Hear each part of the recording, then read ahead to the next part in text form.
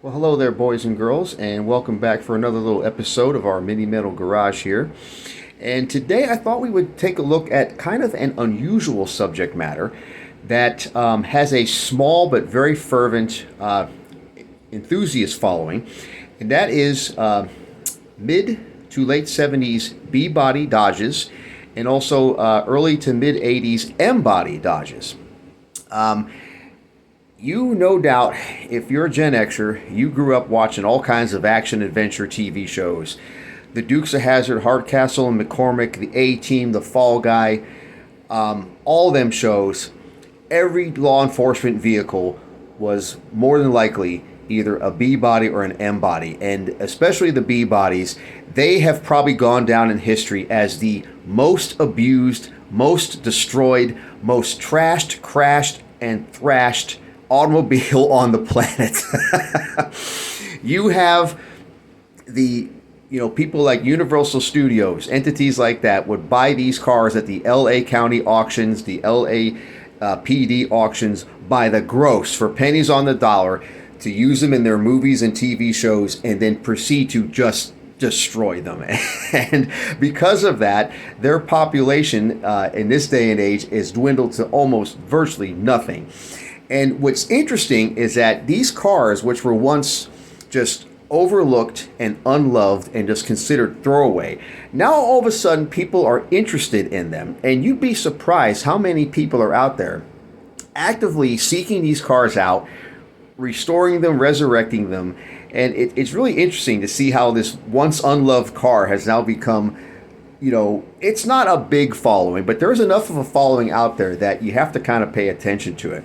And evidently the diecast manufacturers have noticed this too, and that's one of the reasons why they've made some versions of these cars. Now, most of the vehicles I have up here are Greenlight, but I have two kind of forward-thinking diecast makers, Tomica and Yatming, who made their versions long before these cars became popular. They were just reflecting the times at that point. So we're going to dive right into this. As you can see by looking at there, I've got a combination of both civilian and law enforcement fleet models up here. And we're going to take a look at these guys, all right? So let's start with the, I like to call it, in the bargain basement with the cheapo Yatming that we have spinning on the turntable here. This is a 1977 or 78 Dodge Monaco. And this is done up in a nice little black and white highway patrol. Not really any specific municipality, it's just kind of more or less generic. Now this is a later Yatming where they had improved their build quality. And this is actually a very well done model. It has almost no defects on it. It's got a couple little paint blemishes here and there. Cheap plastic chassis, as you'll see in a minute. But overall, it's actually a very nicely done model. And they did two versions of this car. There's also a civilian version that's painted like a light blue. But it's got all these weird stripe graphics on the top of it, so it doesn't really look all that hot. This version is much better. Let me bring it in a little closer for you. And we'll turn on the extra light. So there are two errors on this car that I'll point out to you. So they did a good job with the front end. You got their classic twin cavity grille with the stacked headlights. Pretty decent job with the little lights on the top there, the revolving lights. So the two errors are actually in the back. What they are is this. Number one, this rear window shape is incorrect. These Monacos did not have a completely rectangular rear window. They actually had, at the top two corners here and here, they actually had more of a curve to them. So that part's done incorrectly. The other thing that's done incorrectly is these tail lamps. I don't know if you can see it real good, but the tail lamps are kind of recessed into the bumper. On the late 70s Monacos, they were actually sat flush. The cars that had them recessed into the bumper were the Coronets and the earlier Furies.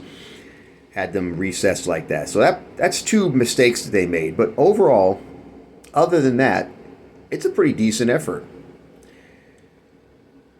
And you probably won't be able to read the chassis very well being in black. Oh, there's also a misprint on there. I don't know if you can see it. It actually says Dodge Monaco instead of Dodge Monaco. So you have the quality control people at the Hong Kong factory to thank for that. And you can tell it's a later 80s version Yatming because it's got the updated wheels.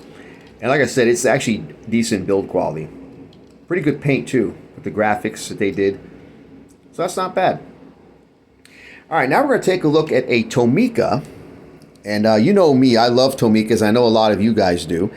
So this is a model of a 1976 Dodge Coronet done up in a taxi, and Tomica actually had a police car version of this too. I wanted the taxi version because of what I was doing in my upper display there. And just as always, Tomica does a very high quality job of their cars. I've noticed that my Tomicas also like to roll around on this turntable, probably because their wheels are so, wow, they are very freewheeling, very good wheels they put on these cars, despite the fact that they're kind of thin. So let's take a look at this up close. So the Coronets, they had a twin cavity grille just like the midsize Monaco. It's just a different pattern. Round headlights instead of square. Same basic body shape. They did a really nice contrasting red interior. It really makes it pop, actually. I think most taxis, you know, fleet Dodges, they had a parchment tan. So Tomica just decided to go this route to probably give the car some, you know, little color to it.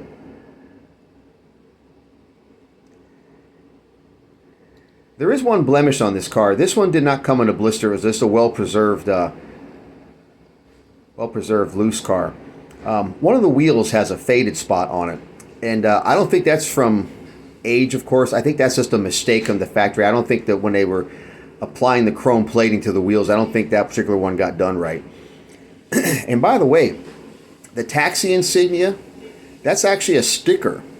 So the fact that that sticker has lasted all that time, that's pretty impressive. It shows you the high quality materials that Tomica used to use.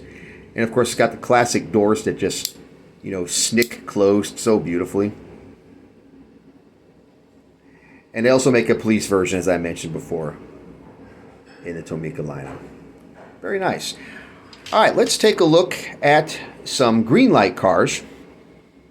And since we looked at some B-body Dodges in the lesser expensive ones, we'll look at some B-body Dodges first in the Greenlight lineup. And then we'll take a look at the M-bodies, which I have back there. All right, now, every Gen X kid remembers this version. I mean, my gosh, how many of these did you see go flying through the air on various action-adventure TV shows? I remember another TV show they used these cars on, TJ Hooker. I think they blew at least 2 of these up every episode of that ridiculous show with William Shatner. But anyways, so this is done up in the classic black and white LAPD style. You got your 440 under the hood there. That'd be the police spec one. And, you know, Greenlight, my gosh, they just do such a beautiful job with their cars. Every detail on this car is just exquisite. I mean, everything from, you got, see how they do the rear window? It's got the proper shape to it. It's got the curve at the top. It's a little more subtle in the die-cast, but, you know, the real car actually has a more pronounced version. So the Monacos, they had little veins on the tail lamps, horizontal veins. The Plymouth Fury version, they were just plain. They didn't have any veins on there. And of course, you got your California license plate. It's got the classic "to serve and protect" on there. And then on this version, you can get a really nice view of how they do the very ornate twin cavity grille. See, one way you can tell the difference between a Fury and a Monaco in these years was the Fury had a one-piece kind of narrow tooth pattern grille, whereas the Monacos had a more ornate twin cavity grille with a little nicer pattern to it. But the headlamp buckets and the bumpers were exactly the same. And then this one's got the, you know, the classic law enforcement parchment tan interior that you would see. And then, you know, I used to know the name of this light bar, and I cannot remember it. So if any of you enthusiasts out there remember what that light bar's name is, make sure you give me a comment on that. Yeah, it's, you know, here's the thing. I look at these cars now through the hindsight, and you realize just how kind of tough looking they are, especially from the back. They just have a very broad-shouldered, brawny, authoritative appearance, especially when they're in the black and white like this. I just think it's a kind of a cool looking car. And apparently a lot of people agree because they're, you know, starting to find them kind of collectible. I mean, they'll never reach mainstream status. They're just not loved enough. All right, let's take a look at another Coronet. This is also a 76 Coronet. This is a civilian model that Greenlight does. And this is, I think this is a beautiful car. I love everything about it. I like the paint. I like the little wire spoke wheels they gave it. Would have been nice if they made it with white walls, but hey, I'm not going to complain. I think that's a sharp-looking car. It would have been nice if they would have gave it a, instead of a boring black interior, it would have been nice if they put either a matching interior in there or maybe even a color contrasting interior. But overall, this is a nicely done model. I really like this. Let me bring this in closer. This has an opening hood too, but it won't stay open, so let me give it a little tap. This one they did a boo-boo on. You'll notice that in that LAPD car, it was the proper blue. This one's just all black. That's incorrect. It should be the same blue as the LAPD car this shows you. See, once again, you got your classic twin cavity grille, but with a different tooth pattern. And these have round headlights because it's the Coronet. I think I mentioned this in an earlier video. The Dodge and Plymouth lineup became very confusing in the 1970s because of all the name shuffling that happened. See, the intermediate Dodge was called a Coronet up until 1976, and then in 77 they switched to calling it a Monaco, and then the large, I think they were called a C-body, the really large full-size car, that then became called a Royal Monaco. So yeah, things got a little confusing with Chrysler Corporation. Yeah, this is a nicely done model. I really love this. Look at that paint on that. Just love the metallic flake in that. So that's a really nice example of a civilian Coronet. And you'll notice on this one, they did recess the taillights a little bit, but not quite enough. They should be recessed in there a little deeper than that. But overall, it's a very commendable effort. Let that spin around there for a minute. That's just really nice. And I'll tell you something else, too. I've looked at online pictures of Dodge Coronets from these years, particularly in the earlier days when they had the smaller bumpers. And if you look at like showroom brochure pictures of these cars, you know, these were actually really nice cars inside. They had really nice interior appointments. It's just a shame that, you know, as per Chrysler and their build quality, they were so badly built. It was just another reason why their survival rate is so low. Gosh, these cars were just so badly built. Handsome looking cars, reliable, decent drivetrains, but just terrible build quality, terrible fit and finish. And in some cases, kind of bad engineering, too. All right, now, we're going to take a look at another 1977 Monaco. And I know you're going to recognize this one. Before I get into this car, I got to tell you something. I now have proof that when the post office sees a fragile sticker on your package, they do take it as a personal challenge to destroy it. As per that Seinfeld bit. Remember when Jerry was delivering Newman's mail for him, and he was asking Newman what to do in certain situations. Like, for example, an envelope says, "Do not bend," and Newman snidely replied, "Do not bend. Fold, crease, crumple, do whatever it takes to get it in there." And then Jerry asked him, of course, about fragile, and they said, "Fragile, we take that as a personal challenge." Okay, this car, ordered it from eBay, got it from a seller on there, and he packed the box pretty good. And not only that, but you see, this is the box that came in. Let me see if I can bring it around here. What does it say on that box? Fragile. It's from Italy. No, I'm kidding. It says fragile, okay? And he put that on both sides of the box.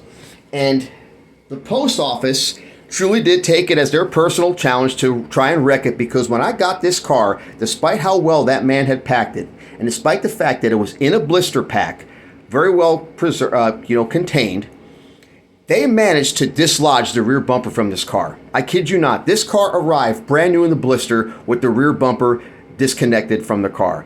I was not happy. And that's why I'm using this point of the video to call the USPS out. The USPS out. You guys, if your goal was to wreck this car because they had that fragile sticker on there, allow me to congratulate you on your magnificent success. You did it. Okay? But I repaired it. So you didn't entirely win.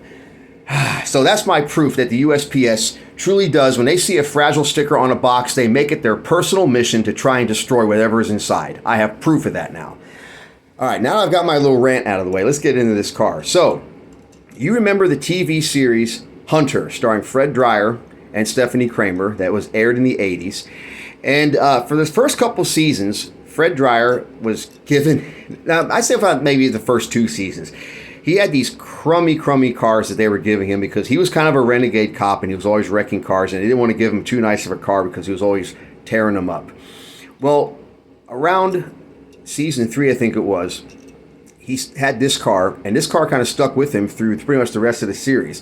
It's a 1977 Monaco police package in an unmarked version, of course. And I always thought that this was, especially on the show, I always thought it was a really tough-looking car. I like the dark green. In fact, I think they call this Hunter Green, so that fits perfectly with his last name of Rick Hunter. Anyways, it was a great show. They had a lot of great chases, a lot of great storylines. And I also remember there was this one season where they had a 2-part episode. It was called Hot Pursuit, right? And at the very end of the first part, he got involved in a chase with some bad guy, and he ended up wrecking this car. It got flipped over on a pipe ramp and blown up. I mean, that was, typical 80s fashion. And we thought, oh, crap, I guess Hunter's going to get a new car, because he had this car for a while before that point happened. And they're going to fix him up with actually a new M-body, which I'm going to show you in a moment here. And he refused it. He said, I want you to take the engine out of the M-body and put it in this car here, which is basically a copy of that car. I guess he really liked that Monaco. So this one has an opening hood, but I cannot get it open. The fitment is too tight, but I guarantee you it's the exact same engine that you saw in the LAPD car.